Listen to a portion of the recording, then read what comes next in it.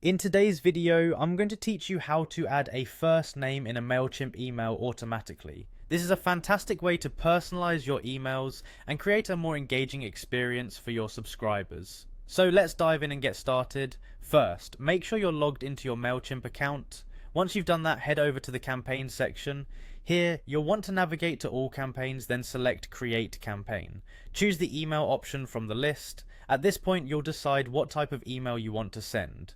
For most, a regular email works perfectly, but you can choose another type if it better suits your needs.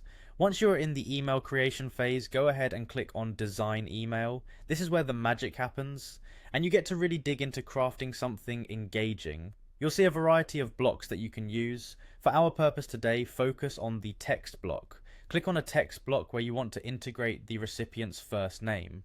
Now here's where personalization comes into play. In the body of your email, you'll want to type in the merge tag, hi off name, welcome to our newsletter. What happens behind the scenes is pretty cool.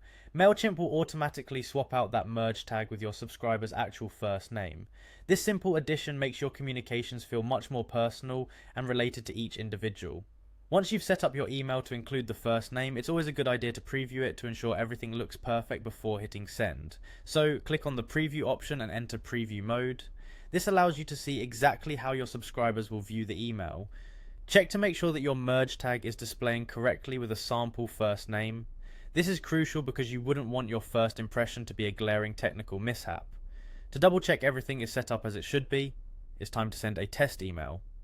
This step doesn't just verify that the merge tag is functioning correctly, it also allows you to get a feel for how the finished email will land with its audience.